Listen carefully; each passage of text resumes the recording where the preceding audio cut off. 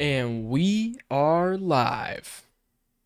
Welcome back to Checkpoint, brought to you by Strictly Casual, your number one show, rounding up all the hottest gaming news stories of the week and discussing all the relevant topics you need to know about. I'm one of your hosts, James Walmer, joined today by the spiciest meatball gaming, Vincent Santos. Wow. It is 11:14 a.m. in beautiful Brooklyn, New York. Thank you, audio listeners. And you can find us on YouTube at youtube.com/strictlycasual. Is it beautiful there right now, James? Audio platforms. Is it beautiful? Yeah, I'd say so. Good. Like it's high 70s. okay. It's like 110 here all week, and so it's hot. That's insane. It was raining yesterday. God bless you. It was raining for the past 2 days. God bless you. And it was great. Nice break. New York is big umbrella country because it's crazy because you'll see people. I've never seen this before. People outside with normal ass clothes, like shorts, t-shirt, like sweatshirt and shorts, or like pants and t-shirt, whatever. Normal ass clothes, but they got an umbrella on. They got an umbrella over them. I'm like, this is crazy. I've never seen anything like this before in my entire life. Yeah. The umbrella is just an agent to maintain normal clothes wearing while protecting you from the rain, which I feel like is so simple. Be like, yeah, duh, that's the purpose of an umbrella. It's not like let's put a jacket on. It's like let's continue wearing a short sleeve shirt, but let's just slap an umbrella up here. Exactly. Beautiful. I love it.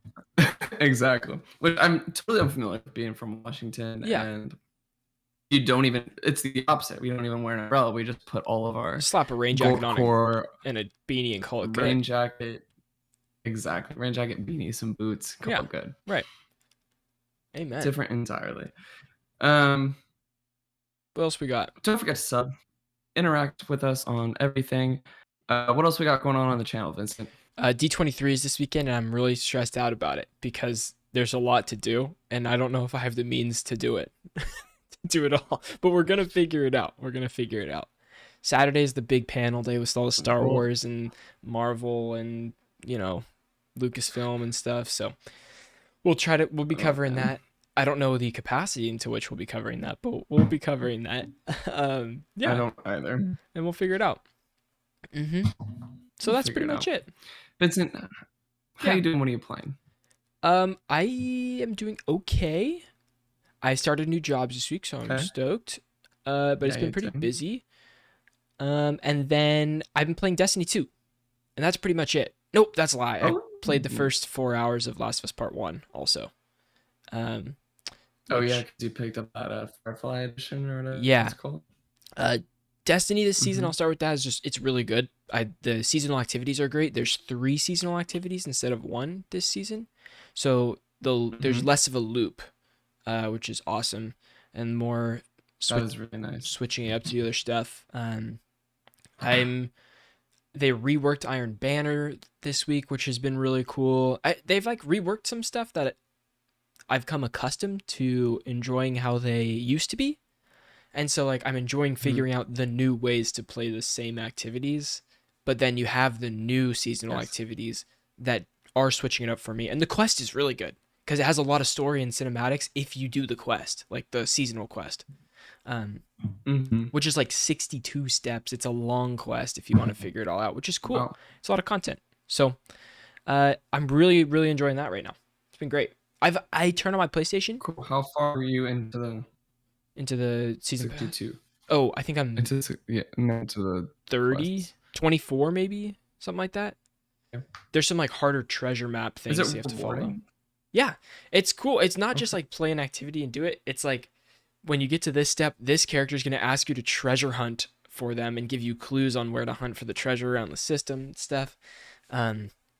It's cool. I enjoy it. It's doing it for me for now. Scratching an itch. Very fun. How about you? I've been playing nothing. Yeah. One of my roommates wanted to go to a bar across the street and play Smash, and when we did, Smash Online was down. Of course. Nintendo Online was down. Yeah. So we couldn't play Smash. Great. And that was literally it. And this week has been so chaotic. I don't know if audio listeners definitely can't notice it, but I'm sitting on my bed with my desk pulled up to my bed because I still don't have a chair. Yeah. Pretty it's just epic. like that for now. We're starting fresh. That's right. New So spot, new pad. Are you enjoying new it? spot, new pad. I am.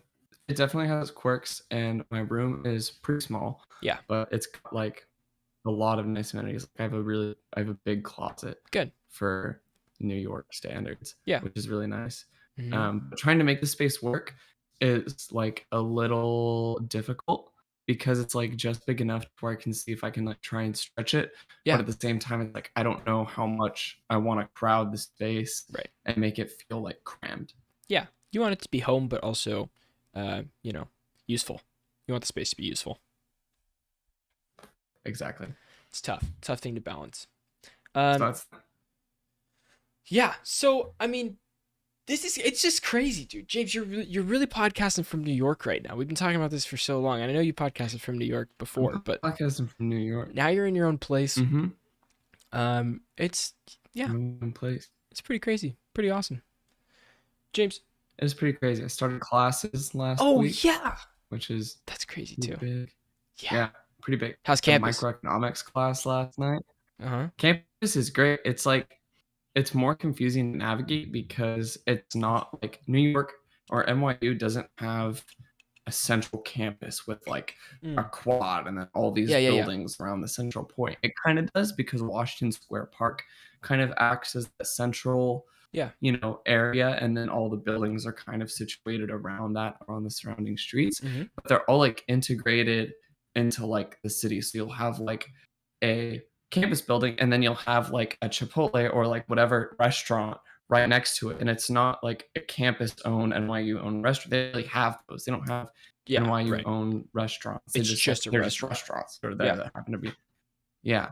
And so I really like that. It feels really integrated with like the surrounding city. yeah. And a lot of like campus events will like go to bars next door instead of like, Cool. the dining hall or Yeah, whatever, yeah. which is really sick. Um, That's awesome. Classes are super interesting, super intimidating. Like, I'm in statistics, I'm in macroeconomics, I'm in data analysis, and Yeah. it's like all these intimidating subjects. But I'm starting to get the handle of it. Good. So there is hope. Heck yeah, dude. New place, new school, new classes, new people, new life out there. Cheers. Cheers in the spark water. Is that what that is? Are we drinking some spark water this morning? Yeah. Some seltzer water flavor with lemon and ginger juice. Absolutely love it. James, what game came out this week that we're getting reviews for? Splatoon 3, long awaited. This Yeah. was the game that I think Polygon said it was really focused on polish but lacking in innovation. We have a Ugh. few more Okay. things. I know it doesn't feel Surprise good, me and though. it doesn't feel good in the mouth. Okay. Yeah. Doesn't surprise you. Okay, kind of. I feel like Nintendo's shtick in a lot of ways. Starting off with some review scores, Eurogamer gives it the recommended. Destructoid gives it a 9. Game Informer gives it an 8.5 out of 5. Vincent, what does IGN say? IGN gave it an 8 in their single player review, said Splatoon 3 single player campaign. They haven't finished multiplayer review because servers aren't live yet, so it's hard for everybody to. These are all reviews based on their single player mode. Splatoon 3 single player campaign takes all the highs of Splatoon 2's creative Octo expansion missions and places them in a satisfying hub world where freedom of choice lets you get as much as you want out of your playthrough. Confident that you'll be back for more, even when it relies heavily on familiar enemies, smart level design, objectives, and bosses brimming with personality to keep things fresh for the whole ride. And that's from Brendan Graber at IGN. Sweet. Video Games 24/7 gives it a 4 out of 5. Games Radar Plus gives it a 4 out of 5. GameSpot gives it a 7. Video Games Chronicle give it a 3 out of 5. Metacritic is sitting at 84 with 28 critics, and OpenCritic is at a 79 with 25 Pretty critics. good. Pretty good if you ask me. That Metacritic score is high. Yeah. Pretty damn good. Even OpenCritics, that's balling an 80 almost. That's pretty close. It's pretty close. Mm-hmm. Around an 80. Were you excited for Splatoon 3 at all, James? I was. Splatoon games for me are tricky because I can never get behind the gyro controls. And they're very like arena shooter based, especially like I'm curious to see like what the excuse me, single player would be like, and because I would imagine it's not so much arena focused and it's Yeah. linear. Um, but I don't know. It looks interesting. A shooter on Switch is not ideal for me, Yeah. but I mean, maybe I'll have to check it out. I would like to play a demo or like play it yeah. from someone else's Switch first, and then I'll be like, "Oh, this is great." But even then, I don't know if I'd drop like 60 or 70 on it. I got one friend that is really excited for Splatoon 3, and then obviously like I'm around my younger cousins a lot who are stoked Right. on Splatoon 3. Like they are so excited for this. Up there with like Okay. Breath of the Wild 2 levels of excitement. Like this is like it's their jam. It's totally their jam right now. So like I think there's a huge audience Mhm. for Splatoon. I have never played it, so I don't really know. Like I don't know. I don't understand the hype around it yet. But I'm sure it's good. You have to imagine that this, since it's only launching on Switch, they have to try to make it really optimized for that platform, even though I wouldn't usually want to play a shooter on the Switch, right? So, like, even with the Yes. gyroscope controls, it's going to be a tiny bit wonky, but okay, I want to ask you a question. Do you think that Nintendo, Mhm. you said this kind of earlier, that they have big steps of revolutionizing what they do, but they don't make those steps all the time. Like that is like it's like a big step per generation, Yeah, and then there's like a lot of the same, and it's then a true. huge step per generation, and then a lot of the same. Which whereas Yeah, whereas like the difference between um exclusives that launched on the PS4 year 1 versus the final year of the PS4 were like the difference between like Infamous Second Son, which came out huge. around launch, and then you had Uncharted 4 and God of War that came out at the end of that thing. Like those games look very Mhm. different, even though they're both look great. Or it's pretty crazy. Mhm. Yeah, I would always I like to see more innovation throughout the cycle, Yeah, especially with a console like the Nintendo Switch, in which their hardware isn't incredibly impressive in terms of like graphical fidelity yeah, or um, computing power, but it gets stale after a really long time. Like I yeah. think, especially with the discussion of Zelda Breath of the Wild 2, Mm-hmm. um, it's very like difficult for people to get on board with like investing in a console when they're Yeah, not seeing like actual changes to what the console can do. yeah, And I maybe even with releasing Zelda Breath of the Wild 2 on this base Switch, as we know right now, and the Switch OLED and the Switch Lite, maybe they're trying to figure out sort of like this is supposed to be that for them. And it's like, hey, like we can sure. still release Zelda Breath of the Wild 2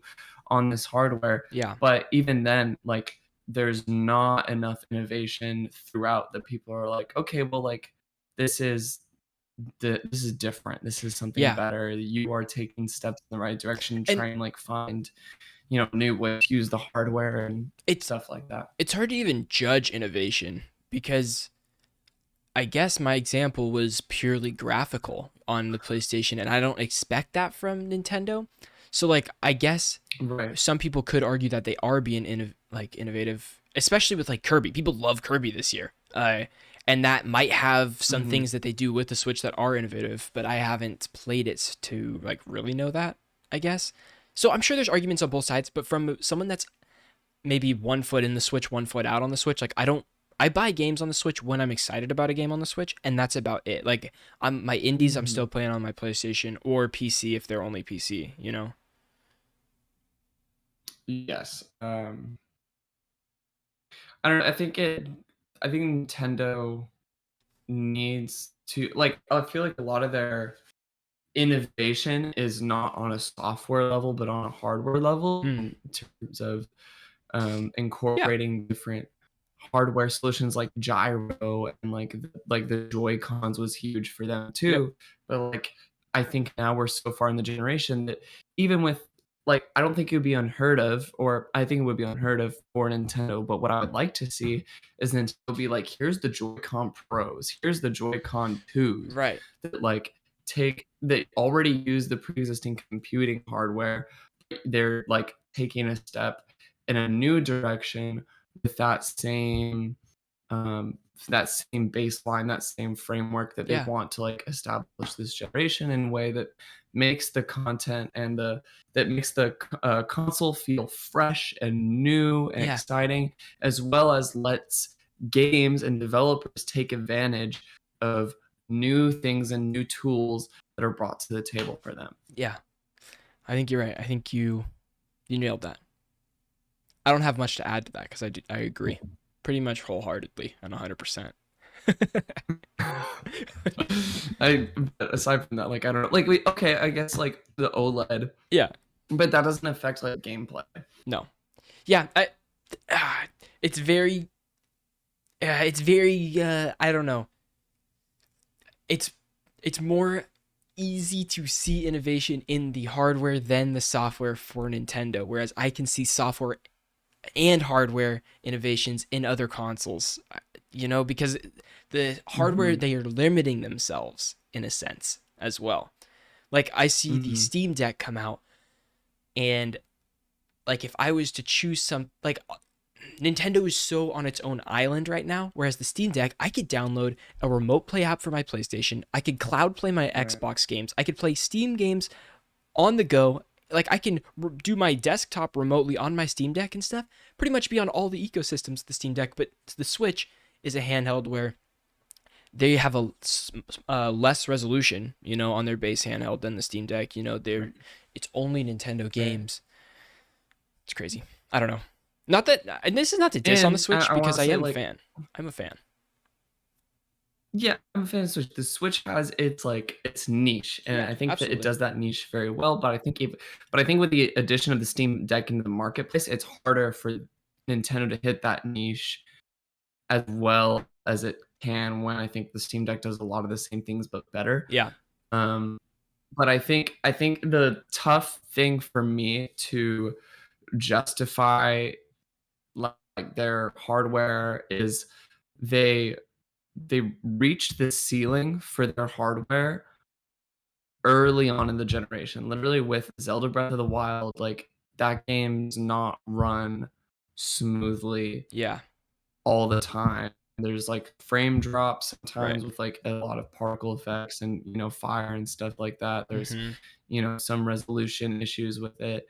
But and I think like with the PlayStation 5 and the Xbox Series X, like we're still finding the ceiling, we're still Right. trying to see what this console can Yes. do in terms of fidelity. But Yeah. I think Nintendo, and like we said before, I don't think Nintendo is too concerned with like the technical Mm-hmm. perfection of their games. They No. just want to deliver really great high quality experiences. But Yeah. I think at some level, like you really need that reinforcement of good hardware Yeah. to make those experiences exciting, because I look at Zelda Breath of the Wild on a emulator Oh, yeah. running at 4K 60 frames. I'm like, and every time it's that reaction, Vincent. It's that It totally oh my is. god, It's I wish so I could be good, playing dude. this. You know. So Ah, maybe one day we can dream. Maybe one day Nintendo plays nice. We shall maybe. see. Until then, I guess I'll buy a Steam Deck emulator. And just hope for the best. All right. Uh, And just hope for- James, I'm gonna start the clip, and then where I did this page break here, then you can take over here. I'll throw it to you after Sweet. after our intro. Okay. Sweet. What's our Sounds great. timestamp here since we're not recording separately? Okay, here we go. We need a good clip title for this too, but we'll figure it out. All right, everybody, here we go. It's at 20 minutes. Okay. James, I'm gonna restart that. My bad. Is Cyberpunk 2077 coming back with the new DLC Phantom Liberty? This comes from IGN. CD Projekt Red has announced that Cyberpunk 2077's first major expansion is called Phantom Liberty and will only be released for PS5, Xbox Series S and X, PC, and Stadia. They're still holding on to Stadia. God bless them. Nice. Announced during its Night City Wire livestream, the expansion marks the first major addition of new content for the game, like in general, basically, outside of its various patches Yeah. that fixed the game following its disastrous launch on consoles. A short teaser trailer also released reiterating the 2023 release date that CD Projekt Red has previously announced and also sharing a handful of story details. Keanu Reeves will return as Johnny Silverhand in the expansion, and the trailer sees him warn V about an oath they just took, swearing allegiance to the United States of America. Now, real quick, I want to mention here the end of Cyberpunk 2077. This is a little bit spoilers, but depending on your decision, I mean, Johnny Silverhand is not always with you depending on what you choose here. So I don't really know how they're gonna put this DLC in, or how they're gonna explain it. But what else do we have here? We have a quote from director Gabriel. I'm gonna try and good. Armatagello. Amatagello. Swedish name. Amatagello. Yeah. Sure. We're having a lot of fun with the expansion, said the game director. It's a new style of plot, new cast characters, and will expand on a district in Night City where it primarily takes place. This wasn't the only Cyberpunk news to come out of CD Projekt Red's live stream, however. The developer also announced more DLC for the game that will be released today, which was Tuesday, September 6th. Yep. This new content is tied into the Cyberpunk Edge Runners anime series that will be released on Netflix next week and features a handful of new cosmetics and even a new quest that takes place alongside the main Cyberpunk 2077 story. It also acts as patch 1.6, and just as the Phantom Liberty expansion is moving away from the previous PlayStation 4 and Xbox One generation, this will also be the final major update coming to those consoles. In addition, we also have Transmog coming with this update, so you can look your best in Night City. Now, James, this is pretty cool. So the update that was Tuesday is alongside the anime. So it adds a diner that is like a very a staple place for the anime. I guess it's like a hub, is it sort of like a hub location that you get quests? It could be. I'm not sure. It does have quest lines that coincide with the anime storyline, which is pretty cool, and a bunch of new clothing options that are inspired by the anime as well. Also, the first 3 episodes of the anime screened during PAX West, and I heard pretty good things about it. So I'm excited to check that out on Netflix at the end of the month. Great. But we have this. It's exciting, man. They're delivering on the DLC that they promised.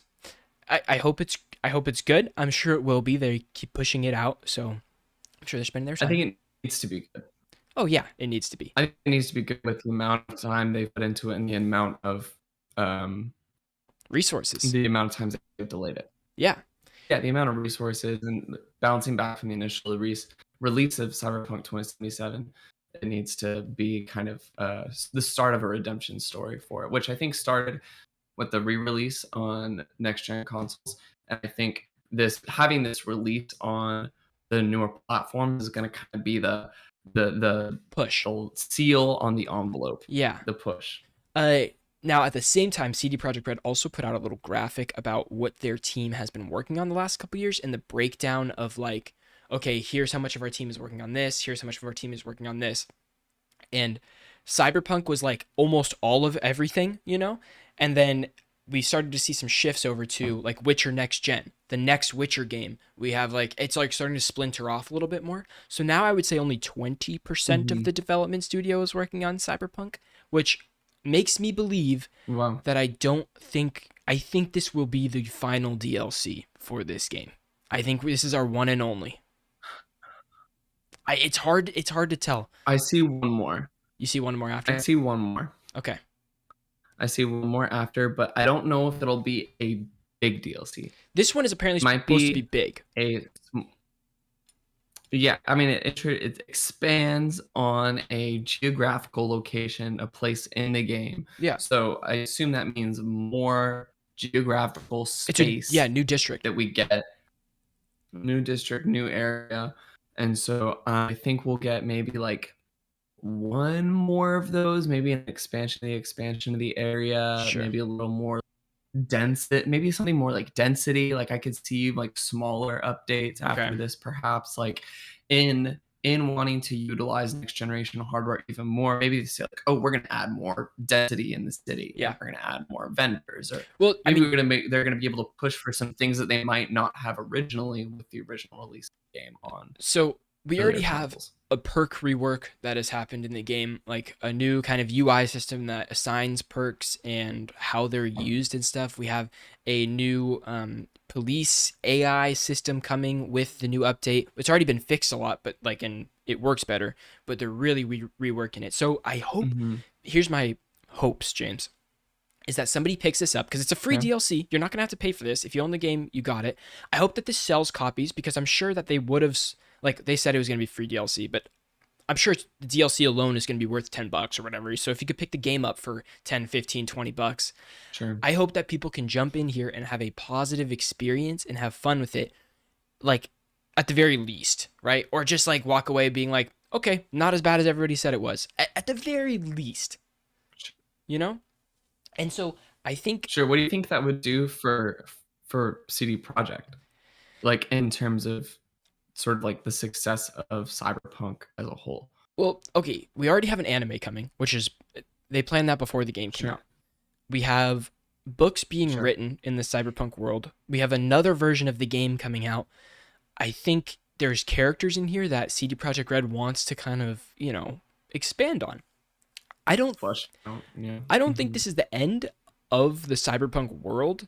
I think this is the end of Cyberpunk 2077 though. Like this game. I don't I think it has so much bad press and people that are unwilling to try it as well that I don't know if this will be ever successful, even with more DLC and good press about it. I don't think it has the ability to, which is it's sad. It's sad. I'd love to Mm-hmm. see a third person Yeah, Cyberpunk game I in the think future. I think I agree with you. Yeah, I think I would too. Yeah, I don't know if I have a lot more to add, but Yeah, I hope this is a great expansion that like does kind of add value to the me Cyberpunk too. IP, and that it can but, like I wish and I hope for that we get something that is more like the promised Cyberpunk Right. that was originally like promised in the future. Yes. It would be great. I'm definitely going to jump in with this if I can get my save file to work because it was previously corrupted and I couldn't get back in, and so I didn't even try the next gen update, which is really sad. Um, and I'm not going to start over at 60 hours in the game. Like to me, so I'm not going to do it. I'm already so far. Yeah, we'll see. Yeah. I'm really hoping for the best. I'm glad CD Projekt is actually doing the DLC and not just canning it. With this announcement and they showcased the breakdown of their employees and what they're working on. They did once again say that even though The Witcher 3 next gen was like indefinitely delayed, they said it'll be out by the end of 2022. So it's like it's coming out this year still. They just don't Cool. have a set date on when that's coming out. So I'm excited to jump into that as well. But if you guys want to find out more about CD Projekt Red, Cyberpunk 2077, the next Witcher game, the Witcher Next Gen, and all that good stuff, you can subscribe right here at Strictly Casual. If you're listening on YouTube right now, you can check out the entire episode on YouTube or on audio platforms. Just type in Strictly Casual Checkpoint. It's a little blue box checkpoint. You can check it out. This is from episode 129. We do this weekly, and you can check that out. Subscribe there. It helps us out a lot. All right, guys. Peace out, and we'll see you on the next clip. Bye-bye. Sweet. I almost clicked stop recording, which would have been detrimental to the recording of this podcast episode. That would have been That would have terrible. been absolutely fatal. 2 more stories, James. What do we got? Let's do it. New PS5 system software update is out globally today. We got a lot of stuff with this. It comes from PlayStation Blog. The update includes several highly requested features like 1440p HDMI video output and game lists, as well as social features like the ability to request a share screen from a fellow party member, easily view new friends' profiles, and receive a notification to help you join a friend's game more quickly from a party chat. Thank fucking God. I've been waiting for that for so goddamn long.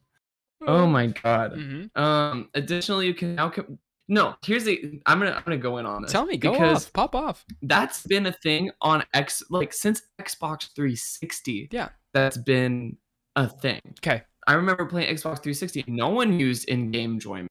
I remember like this was a culture shock thing for me when I switched to PlayStation and even like PlayStation 4 had a join game through Yeah. the menu, but the PlayStation 5 didn't have it for some reason. Yeah. And having to go through an in-game menu for invite, it was just terrible, awful Yeah. every time because it would just be so you had to learn each game's party invite system. Yes. And if you're able to standardize that through the in-game or the console UI, So the PlayStation UI, it's so much easier. the PlayStation 5 UI might look great. I think it looks way better than the PlayStation 4 UI, stuff like that. But there are some features that are baffling, like some choices made. Like, why do you have to click this and this Mhm. and this to join a party with a friend? I can't just invite someone by clicking their name and with a drop down. Like, there's some things I'm like, what is going on here? Why are you doing this? I have to like really try to What is like, the decision here? yeah. I'm so yeah. I'm glad they're making strides towards fixing that, at the very least. Me too. Additionally, you can now compare 3D audio and stereo audio on the same screen more easily access in progress activities from game hubs. So you can just kind of like compare 3D audio and stereo audio to like which is best for your audio setup. Speaking of UI, Um, I'm I mad. okay, I liked the get PS5 mad. feature, the What's New panel. And you go hover over What's New, and it's all your I too. friends, and it's a trophy like, oh, this friend played Titanfall 2 and got this random trophy. Like, oh, how cool they're playing that. Because in the PlayStation 5's UI, you do not see your friends and what they're playing unless you go looking for them specifically. Whereas PS4, you just jump over to the There's friends no list. social. Yeah, what the heck? Where is all that? That's the fun. That's so fun. I love that. Like, let me Yeah, easily compare I don't things with my know. friends too. Like, let me, now that you have an hour counter too, like, it's almost like you're wanting us to do that comparison and stuff. But, anyways, Right. that's But all. they're just not like giving you that public space to do it. Yeah. Um, and also, I don't know about like easily accessing in progress activities from game hubs. I don't know what that means. Game Hubs is a panel. If that's talking about like that's the activities, right? Where it has the different cards. Uh, I'm sure it'll be accessible via that, but there's this icon with like three heads with a little like half circle around it, like a crescent. Yeah, And that, game base. oh, game base. Maybe that's okay. And not Game Hub. And that's Then I where you don't get know. your friends. Yeah, Ugh. so dumb. They should change that. Damn it. Then I just need to like get a vocab lesson from PlayStation where like I need to figure out what all these different things are. In addition to these PS5 console upgrades, we're gradually rolling out some new.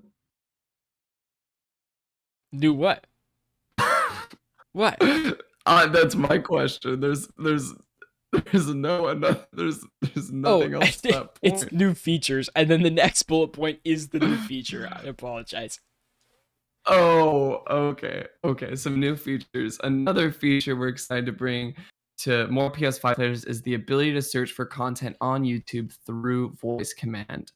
From anywhere on PS5, including during gameplay, you can say, "Hey, PlayStation, find blank on YouTube," and that will bring up the YouTube app and relevant search results will be shown. Is this like a Okay, picture-in-picture type deal, or uh, will it switch over you can have entirely? picture in picture or it'll switch over. I think there's options here. They showed some Okay. options. But during the PS4 era, I had a like my parents' friend worked at Sony. She was just doing a business thing, but she was like, "Oh, Okay. you can get people in for playtesting stuff at Sony or whatever." And so she's like, "Oh, you want to do it?" I'm like, I don't know, 15, 16 at the time.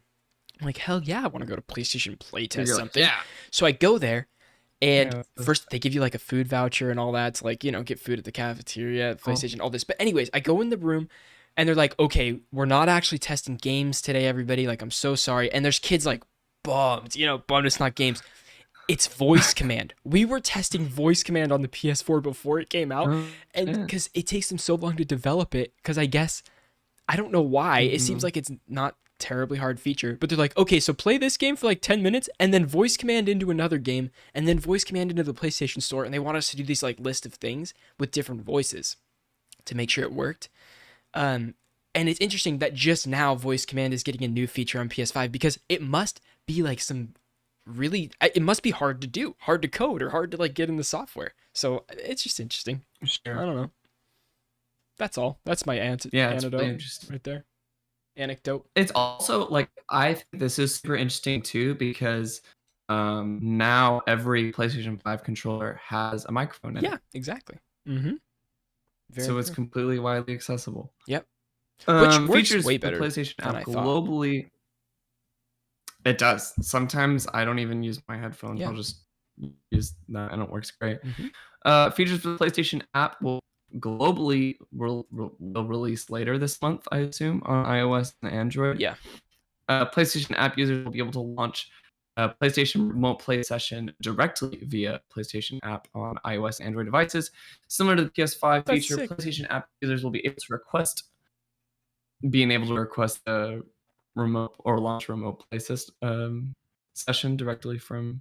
Is that what you're talking Yeah, about? I think this just means like, James, you're playing Fortnite and I'm watching your screen and you finish a match. I'm watching your screen on my PlayStation Remote Play app because that's what I love to do. I just love to watch my friends play video games on the go. You know me. That's all I do, you know? And so now I'm like, "Oh, well, I left my PS5 on rest mode at home. So if I have my PS5 on rest mode and I want to play Fortnite with you and I'm on the go, I can click a button and it'll turn on my PS5 and I can play it from my phone because you have to have 10 steps to make Very sure that you're cool. able to do that. But whatever.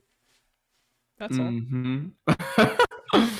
Similar to PlayStation 5 feature, PlayStation app users will request another party member playing on PlayStation 5 to start a share screen session and then watch their friends' gameplay from the app. This makes it even easier for you to stay connected with your friends while you're on the go. So, Vincent, if I'm playing Fortnite and you want to watch me, you could be, he said, "Jackass, I want to watch you play Yep. Fortnite," and request. Yep. And I can let you watch me right there on the Right. go.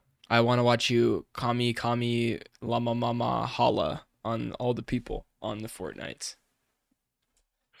Just like I that. hope the internet spreads your ass on that one. Okay, and our final story of the day is the Quarry director says his next game will be just as big and could deviate from teen horror, and this comes from Video Games Chronicle. Supermassive is known for its branching narrative adventures within the horror genre. Over the past decade, the BAFTA-winning UK studio has released both larger games, Until Dawn and The Quarry, and a series of smaller episodic titles underneath the Dark Pictures banner. Um, why did I not know that they did the Dark Pictures? Like, I also didn't know that they did the Dark I Pictures. feel like that was its own studio, but totally makes sense. It's the same genre of games that they make, decision-based horror games. You know, very cinematic. Yep. Also, the Query is like half off on Amazon right now, and I really kind of just want to pick it up. I feel like $30 might be worth it. You know? So good, dude. I never finished it, and I really want. Okay. I'm also just really craving a It's really JRPG. good. Okay. Ooh. I know, which means We'll talk about Persona that or after this. Tales of Arise. Okay. Speaking of Video Game Chronicle, in a recent interview, studio director Will Biles, who directed both Supermassive's larger horror games, confirmed it was his intention to continue creating full-scale narrative adventures with the same genre. Quote, "I do like the luxury of being able to really explore characters, and you get that with a longer story. It annoys some people because they get bored with it, but I really like the fact that you can go in depth with characters and explore relationships in a way that's harder on a shorter story." How he says people are getting bored with it. Those are the people that like play Warzone 24/7. You know what I mean? Like you have a different audience that are buying Supermassive games because they want that. They want that long story with the decisions and Right. stuff. So I don't know. Whatever. Right. Specifically discussing his next project, Biles said that it would be the equivalent in size to his this year's The Quarry, which was published by 2K, and suggested it could deviate from teen horror explored in the last two releases. Quote, "We started working on the next game. I can't really tell you very much at all about it, but we have started. Again, it's the same sort of horror genre, but we're sticking to. But that's about as much as I can say, because I guess he wants to deviate from the teen side. I don't know, do something else, whatever. But here's the interesting part. Supermassive was recently fully acquired by Danish entertainment company Nordisk and claimed that the sale will give it more ammunition to which to create its projects. So more budget, probably bigger scale with the acquisition. Pretty cool. Yeah. What are Nordisk games? Oh, They own a bunch of things. they did Generation Zero. And I Oh, think they do. didn't Nordisk was on some Nickelodeon games back in the day. They had an old logo. Their new logo is this bear, but their old logo used to be a circle with like an N in it. Yeah. They own Avalanche Studios Group, Which who is made big. Just Cause and Rage and Generation Zero Second Extinction. They own Mercury Steam, which owns Castlevania Yep. and Metroid. And don't forget, And James, then there's a few mobile developers. Star Stable. They have Star Stable right here, and I know you play a lot of Star Stable on your phone. I do play. I regret to say that Yeah. I do play a lot of Star Stable. They're also own Raw Fury, or they used to own Raw Fury. I guess they're independent now. Interesting. Pretty cool. Love it. Love it. Small. Look at this. Love Look it. at this. You go to the My Team panel. Everybody looks super stoked. Everybody's excited to be there. That's what I like to see. Aw. Love that. Aw. Okay. Next up, No we rumors. got our favorite part of the show. Everybody's favorite part of the show. No rumors today. No rumors. But we got random fun stuff. Yep. Hit me. You go first. Xbox Elite Series 2 Core, which is the new controller. Yeah. Announced for $129.99 US dollars, and it's available for the Xbox Design Lab. And I would say it looks great, but there's a huge caveat with this controller. It does not come with still uses batteries. Well, of course it uses batteries, but if you look at the old Elite controller or the Elite Wireless Pro or whatever they call it, it comes with different stick options, different back button options, like different triggers, all that stuff. This does not. This does not come with any of those extra things. It just has the extra features. It's not as customizable as the older one. Isn't that weird? Oh, that is weird. And because it has a lower price tag for it too. It's the core. Like the core means it's like brought to this. Like there's no extra foo-foo. It's just like this is a pro controller. It's like the base. Yeah. It's more bare bones. Yeah. Which also, do you see the same day? Oh, here we go. It's on here. I'll just read it. The gray camouflage collection revealed by PlayStation. Why are we doing camo? Why are we still doing camo? I think the controller's cool, but the plates are dumb. I don't know. I'm not a fan. Oh yeah, I think the plates would be cooler if the middle part was white. Yeah. Yeah. Also, this is a reminder. If you got a PS5, you open that baby up, spray it with some air every once in a while. You know what I mean? Get in there and clean it out, because you don't let it be too late before you get to the PlayStation 4. You slap that baby open, and you got dust caked in there, and it becomes a jet engine. You know what? Take care of it a little bit. You spent $500 on it. Get in there. Yeah. I gotta take my own. Treat your baby well. I gotta take my own advice on that one, but just PSA. Vincent, did you pull the trigger on a SSD this week? I did not, because Ryder was smart and told me that I don't need the SSD. I need to play games and delete games and then play more games. I don't need it. I have 5 AAA games downloaded. What do I need? 10? Do I need 10 AAA games downloaded? No, I'm not going to play any of them. Yeah. Maybe if Warzone comes out or something like that, and I need 150 gigs. Okay, what else we got? 2 features were added to Xbox today: party chat noise suppression option and the ability to jump right into a friend screenshot or video capture. Interesting. Nintendo Switch's OLED Scarlet Violet Edition. Wait, hold on. Yeah. What? So you're telling me if I have a friend who sends me a picture of a game saying, "Oh, look at this cool screenshot," I can just jump right into the game. There's a pop-up that says, "Do you want to play?" Basically, probably, and you click that baby and you start playing the game with them. It doesn't actually join their game. Okay. You know what I mean? Especially if it's round-based or like a battle royale, it's just gonna put you in the lobby for the next game. It just opens. Yeah, yes. It just opens. It's a shortcut. Yeah. It's like a shortcut. That's it. Right. I'd like to know the frequency in which people send each other screenshots and video captures. None. Occasionally, if something's insane, I have to show someone, I'll send it in the PlayStation message. I don't expect them to see it. I don't even expect them to see it because I'm not checking my messages. I don't expect anybody else to check theirs. That's just a fact. That's the fact. Unless I text you, like, James, check your PlayStation messages. I just sent you something crazy, and then maybe, but that's it. God, that's funny. Okay, Firewall Ultra. Firewall. Oh, you do. You go. I went last. Firewall Ultra for PSVR 2 revealed. Quote, enlist as an elite contractor and squad up for PvP and PvE multiplayer missions in Firewall Ultra, a tactical first-person shooter in development by First Contact Entertainment for PlayStation VR 2.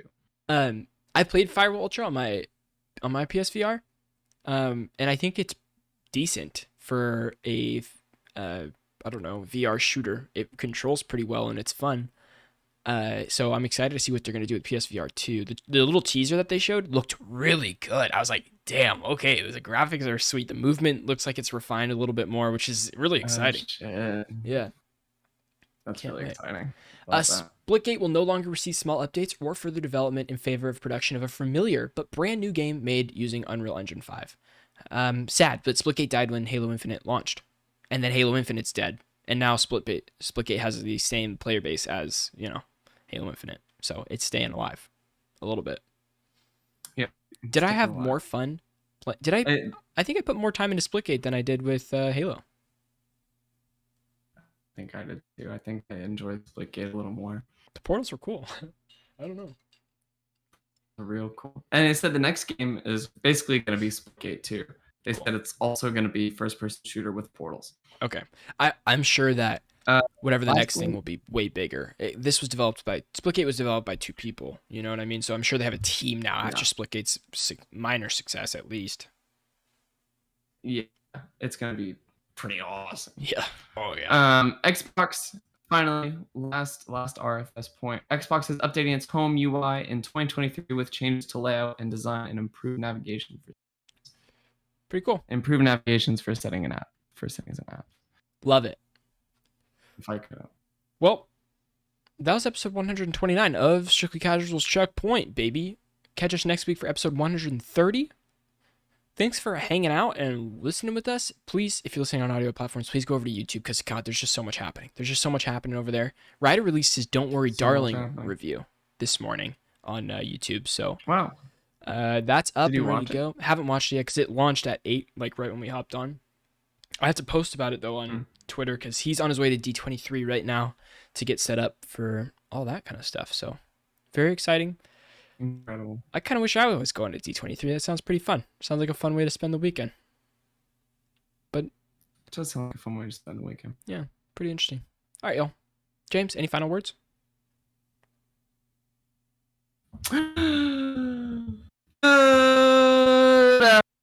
From sunny completely Brooklyn, cut out. New York. Have a great day. Have a great day. We got that. Everyone, have a good day. All right, everybody. Peace out. See you later.